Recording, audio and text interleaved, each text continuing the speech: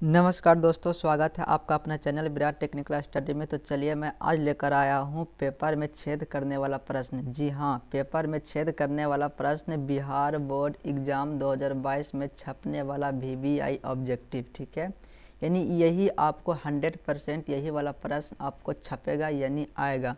तो जो मैट्रिक का एग्ज़ाम देने वाले स्टूडेंट हो, ये पेपर को छेद करके ज़रूर आएंगे।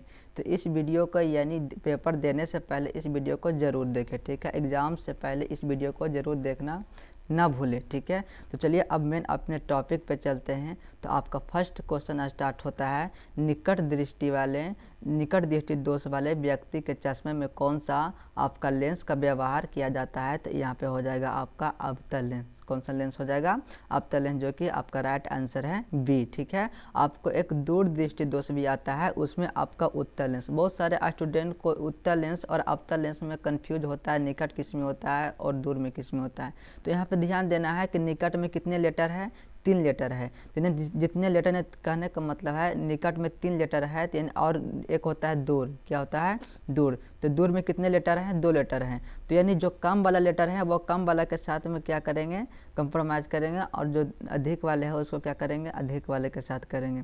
तो अवतल लेंस में ज़्यादा लेटर है और उत्तल लेंस में कम है, तो दूर वाला क्या हो जाएगा? उत्तल हो जाएगा, और निकट जो हो जाएगा आपका क्या हो जाएगा? अवतल लेंस हो जाएगा। ठीक है, अब नेक्स्ट चलते हैं आगे।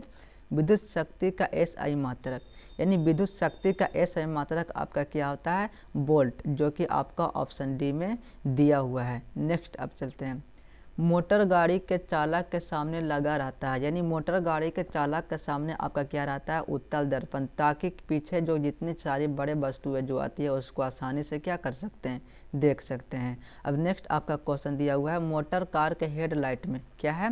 मोटर कार के हेडलाइट में कौन सा आपका दर्पण का उपयोग किया जाता है? तो आपका आंसर हो जाएगा अवतल दर्पण, जो कि ऑप्शन सी में आपका दिया हुआ है। क्या है? मोटर गाड़ी के हेडलाइटों में किसका उपयोग करते हैं? तो हो जाएगा आपका आंसर अवतल दर्पण। नेक्स्ट चलते हैं, लेंस की क्षमता का SI मात्रक आपका होता है डाईऑप्टर। क्या होता है? डाईऑप्टर, जो कि ऑप्शन ए में दिया हुआ है, लेंस की क्षमता का SI मात्रक। नेक्स्ट है, प्रकाश के परावर्तन के कितने नियम हैं? तो आप जानते होंगे कि 2 नियम होते हैं। कितने नियम होते हैं? 2 नियम होते हैं। नेक्स्ट है आपका, या आपको पूछ दिया जाएगा प्रकाश के अपवर्तन का, तो उसका भी कितना होता है? 2 नियम ही होता है। अब यहाँ पे दिया हुआ है 2 डाईऑप्टर क्षमता वाले लेंस का फोकसांतर कितना होगा? ठीक है, तो इसका ऑप्शन नंबर डी आपका सही होगा, जो कि आपका 50 सेंटीमीटर है। नेक्स्ट है आपका, किसी उत्तल लेंस का फोकसांतर 50 सेंटीमीटर है, तो उसकी क्षमता होगी। तो इसकी क्षमता आपका हो जाएगा +2 डाईऑप्टर। ध्यान देना है, यहाँ माइनस भी दिया हुआ है और यहाँ पे प्लस भी दिया हुआ है। तो आपका आंसर क्या हो जाएगा? +2 डाईऑप्टर, क्योंकि उत्तल लेंस में जो होता है पॉजिटिव होता है और अवतल लेंस में जो होता है नेगेटिव होता है। ठीक है, तो आपका आंसर डी हो जाएगा अगर उत्तल कहा जाए तब। आगे देखिएगा, उत्तल लेंस को कहते हैं, यानी उत्तल लेंस को क्या कहते हैं? अभिसारी लेंस कहते हैं। क्या कहते हैं? अभिसारी लेंस कहते हैं। और अवतल लेंस को कहते हैं अपसारी लेंस कहते हैं। यहाँ पे ध्यान देना है, उत्तल लेंस को अभिसारी और अपसारी किसको कहेंगे? यानी अवतल लेंस को क्या कहेंगे? अपसारी लेंस कहेंगे। नेक्स्ट देखिएगा, देखिए जैसे यहाँ पे आपको दिया हुआ अवतल लेंस को क्या कहेंगे? आपका यानी अपसारी लेंस कहेंगे। क्या कहेंगे? अपसारी लेंस, जो कि ऑप्शन सी में आपका दिया हुआ है। नेक्स्ट चलते हैं, सूक्ष्मदर्शी में किसका उपयोग किया जाता है?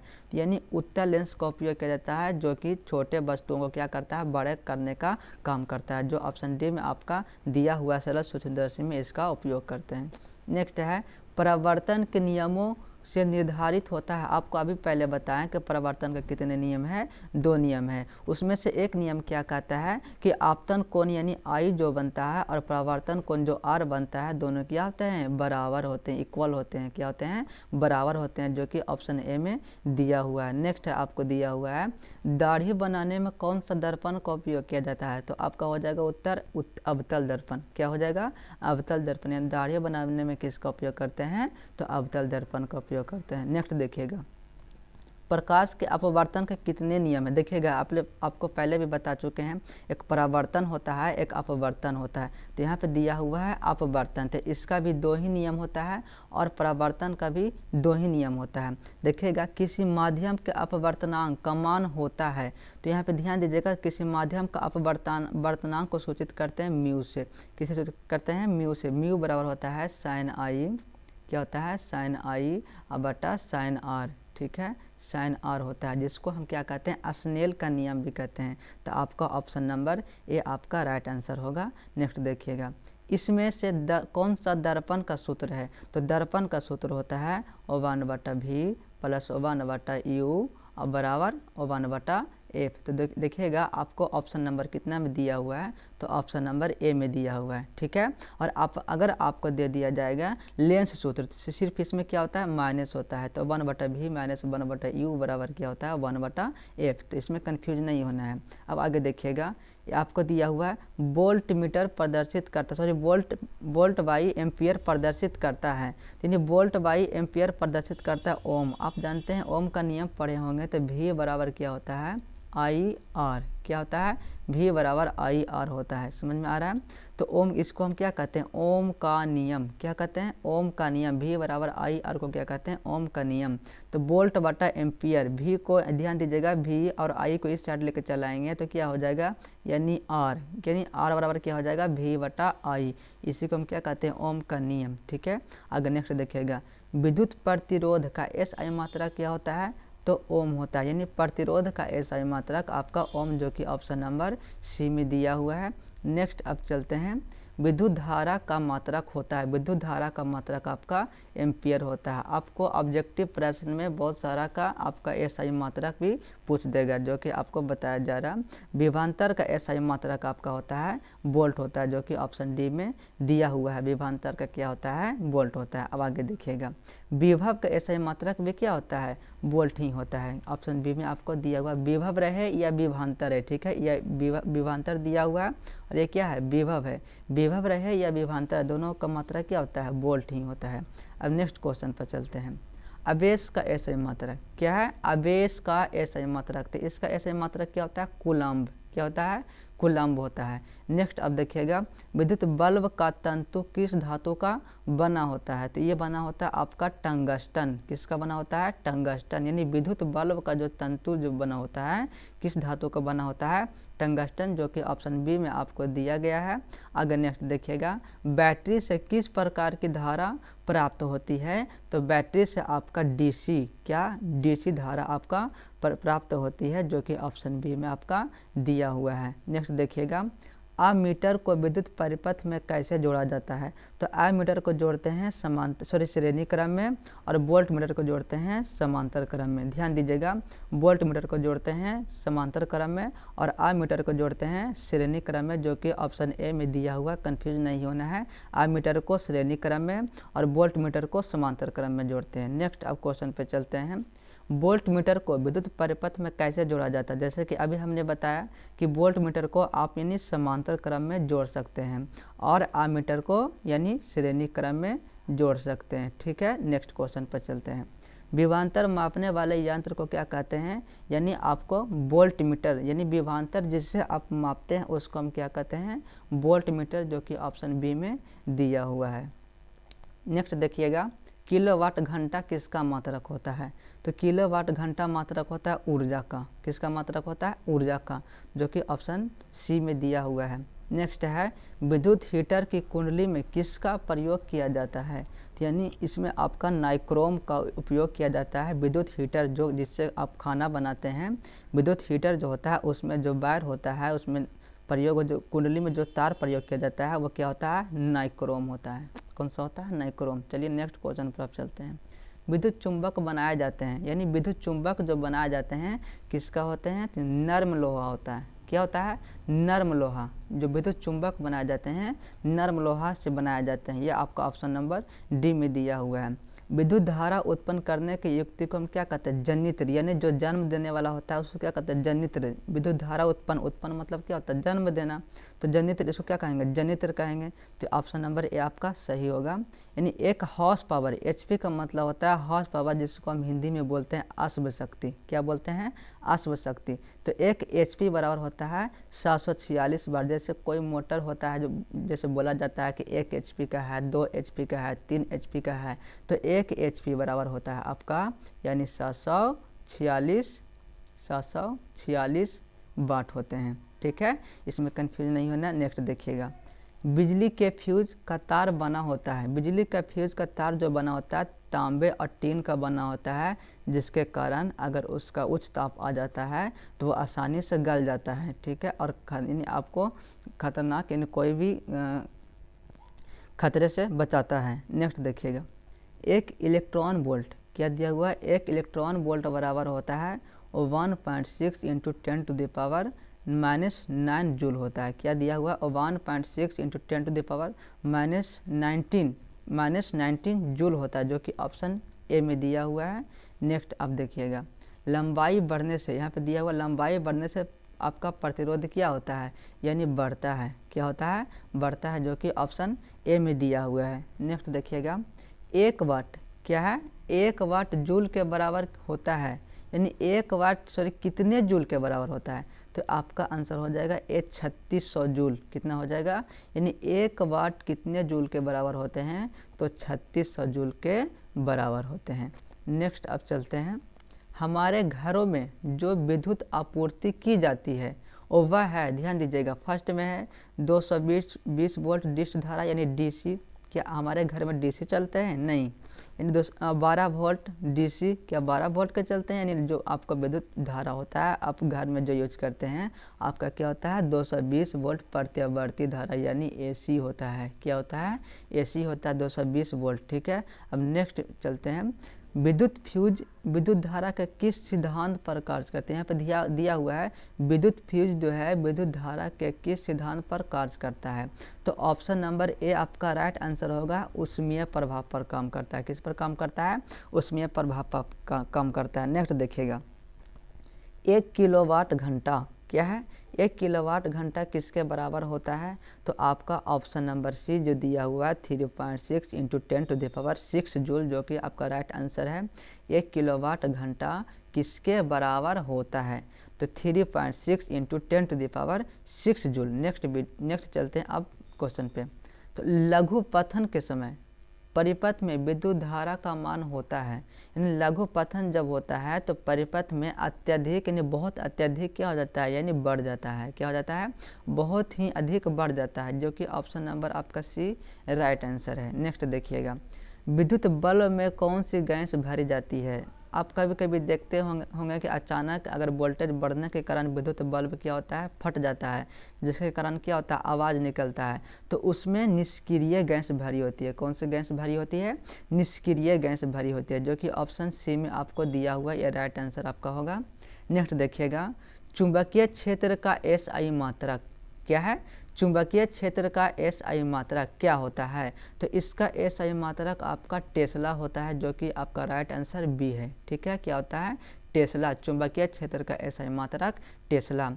विद्युत चुंबकीय प्रेरण की खोज किसने किया, तो विद्युत चुंबकीय प्रेरण की खोज जो किए हैं फैराडे जी ने किए हैं। कौन किए हैं, फैराडे जी ने विद्युत चुंबकीय प्रेरण की खोज किए हैं। नेक्स्ट अब चलते हैं प्रश्न पे, डायनेमो के द्वारा बदला जाता है। डायनेमो एक विद्युत यंत्र है जो कि जल के अंदर लगाया जाता है और इससे विद्युत उत्पन्न किया जाता है। तो ये काम करता है यांत्रिक ऊर्जा को विद्युत ऊर्जा में चेंज करने में, यांत्रिक ऊर्जा को विद्युत ऊर्जा में चेंज करने में डायनेमो का उपयोग करते हैं। ठीक है, अब नेक्स्ट देखिएगा, जो कि ऑप्शन ए में आपका दिया हुआ है। नेक्स्ट है, विद्युत मोटर के द्वारा बदला जाता है, यानी विद्युत मोटर जो होता है विद्युत ऊर्जा विद्युत को यांत्रिक ऊर्जा में क्या करता है, चेंज करता है।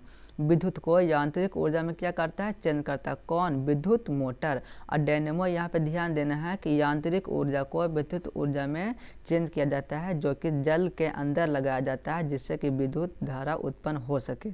नेक्स्ट देखिएगा, किसी क्षण चुंबक के अंदर दिया हुआ है, किसी क्षण चुंबक के अंदर चुंबकीय क्षेत्र रेखाओं की दिशा क्या होती है? तो ऑप्शन नंबर आपका बी राइट आंसर होगा, दक्षिण ध्रुव से उत्तर होता है। दक्षिण ध्रुव से क्या होता है? उत्तर ध्रुव होता है। किसी क्षण चुंबक के अंदर चुंबकीय क्षेत्र रेखाओं की दिशा क्या होती है? दक्षिण ध्रुव से उत्तर होती है। अब नेक्स्ट देखिएगा, सूर्य तथा अन्य तारों के विशाल ऊर्जा के स्रोत है। तो सूर्य तथा अन्य तारों के विशाल ऊर्जा के स्रोत क्या होते हैं? नाभिकीय संलयन, यानी क्या होता है? नाभिकीय संलयन होता है, यानी सूर्य तथा तारों की विशालतम ऊर्जा के स्रोत हैं। अब आगे देखिएगा, नाभिकीय विखंडन को नियंत्रित करने में प्रयुक्त होता है। नाभिकीय विखंडन को नियंत्रित करने में किसका हम प्रयुक्त करते हैं? तो कैडमियम का क्षार का प्रयोग करते हैं। किसका प्रयोग करते हैं? कैडमियम का क्षार, याद रखना है। नाभिकीय विखंडन को नियंत्रित करने में किसका प्रयोग करते हैं? तो कैडमियम का क्षार का प्रयोग करते हैं। नेक्स्ट चलिएगा क्वेश्चन पे, ऊर्जा का सबसे अधिक प्रत्यक्ष विशाल स्रोत क्या है? ऊर्जा का सबसे अधिक प्रत्यक्ष विशाल स्रोत क्या है? तो यानी आपका हो जाएगा सूर्य। क्या हो जाएगा? सूर्य। यानी सूर्य के प्रकाश से आप कितनों भी ऊर्जा को खपत कर देंगे तो क्या खत्म होगा? नहीं खत्म होगा। तो ये क्या है? विशाल स्रोत है। क्या है? बहुत बड़ा स्रोत है, यानी इससे आप कितनों भी यूज कर लेंगे तो ये खत्म नहीं होने वाला है। नेक्स्ट है, जीवाश्म ईंधन का उदाहरण है। जीवाश्म ईंधन का मतलब होता है जो पदार्थ जलता है। क्या है? जलता है। तो कोयला भी क्या होता है? जलता है। लकड़ी भी क्या होता है? जलते हैं। गोबर गैस भी क्या होता है? जलते हैं। तो इसका मतलब जो भी ऑप्शन में दिया हुआ ये सभी हो जाएगा। ये राइट आंसर आपका डी हो जाएगा। नेक्स्ट चलते हैं क्वेश्चन पे, कार्य करने की क्षमता को क्या कहते हैं? तो कार्य करने की क्षमता को हम ऊर्जा कहते हैं, जो कि ऑप्शन नंबर आपका सी में दिया हुआ है। कार्य करने की क्षमता को क्या कहते हैं? ऊर्जा, जो कि ऑप्शन नंबर सी में दिया हुआ है। गोबर गैस एक प्रकार की क्या है? गोबर गैस एक बायोगैस है। क्या है? गोबर गैस एक बायोगैस है। ठीक है, अब नेक्स्ट क्वेश्चन पर चलते हैं, नवीकरणीय ऊर्जा का स्रोत है। नवीकरणीय का मतलब होता है मेरे दोस्त, जो नया पदार्थ यानी नया पुनः बन सकता है, जो नया यानी बन सकता है। ठीक है, नया क्या कर सकता है? बन सकता है। तो यहाँ पे ध्यान दीजिएगा, सौर ऊर्जा। सौर ऊर्जा जो होता है सूरज के प्रकाश से आपको मतलब इससे तैयार किया जाता है सौर ऊर्जा। तो क्या सूरज का प्रकाश कभी कम हो सकता है? नहीं हो सकता है। तो जो नया बन सकता है उसको हम क्या कहते हैं? नवीकरणीय। तो यहाँ पे ऑप्शन नंबर बी क्या हो जाएगा? राइट आंसर हो जाएगा। नेक्स्ट है अननवीकरणीय, यानी नवीकरणीय का उल्टा क्या हो जाता है? अननवीकरणीय। तो इसमें हमने क्या बताया? जो नया बन सकता है इसमें नहीं बन सकता है, इसमें नया नहीं बन सकता है, उसको हम क्या कहेंगे? अननवीकरणीय। तो यानी जीवाश्म ईंधन है जो आपका नया नहीं बन सकता। इसका लिमिट है, जैसे कहने का मतलब है कि अगर 1 केजी कोई पदार्थ है, अगर आधा केजी हम खपत कर लिए तो आधा केजी ही बचेगा, उसमें और नया पदार्थ नहीं आएगा। ये आपका राइट आंसर हो जाएगा 1। ठीक है, जो कि आपको दिया हुआ है। नेक्स्ट देखिएगा, सौर ऊर्जा को विद्युत ऊर्जा में क्या? सौर ऊर्जा को विद्युत ऊर्जा में परिवर्तित करती है। तो आपका ऑप्शन नंबर सी हो जाएगा, सौर सेल। क्या? सौर सेल, यानी सूरज का प्रकाश यानी जो लाइट आता है उससे क्या करते हैं? यानी विद्युत ऊर्जा में चेंज करने का जो माध्यम होता है उसको हम क्या कहते हैं? सौर सेल कहते हैं। चलिए अब नेक्स्ट आपका क्वेश्चन पर चलते हैं, सौर सेल बनाने के लिए किसका उपयोग किया जाता है? यानी सौर सेल जो प्रकाश के लाइट को विद्युत ऊर्जा में चेंज किया जाता है उसको बनाने के लिए किसका उपयोग करते हैं? तो सिलिकॉन। किसका? सिलिकॉन का प्रयोग करते हैं। किसका प्रयोग करते हैं? सिलिकॉन का, जो कि ऑप्शन नंबर डी में दिया हुआ है। निम्नलिखित में कौन विद्युत का सुचालक है? सुचालक का मतलब होता है जिसमें विद्युत धारा प्रवेश कर सके। क्या कर सके? विद्युत धारा प्रवेश किया जा सके, उसको हम क्या कहेंगे? सुचालक। तो यहाँ पे ध्यान दीजिएगा, सल्फर। क्या सल्फर में विद्युत धारा प्रवेश कर सकते हैं? नहीं कर सकते हैं। यहाँ पे प्लास्टिक में हो सकता है? नहीं हो सकता है। आयोडीन में हो सकता है? नहीं हो सकता है। लेकिन एक ग्रेफाइट, ये अपवाद में आता है दोस्त, ये अधातु है, लेकिन इसमें क्या होता है? विद्युत धारा को प्रवाहित कर सकते हैं, जो कि आप पेंसिल में जो लिखने का काम में आता है वो ग्रेफाइट ही होता है। तो आप कभी इसे प्रयोग करके देख सकते हैं। ठीक है, नेक्स्ट अब चलते हैं क्वेश्चन पे। तो चलिए अब आपका क्वेश्चन समाप्त होता है। तो आशा है कि आपको समझ में आया होगा। तो ये आपको इतना जो गेसिंग पेपर था ऑब्जेक्टिव साइंस का, ये आपका लास्ट हुआ। ठीक है, तो आप अगर इस चैनल पर नए हो तो प्लीज़ मेरे चैनल को सब्सक्राइब करें और बेल आइकन को ज़रूर दबाएं और लाइक भी करें। धन्यवाद।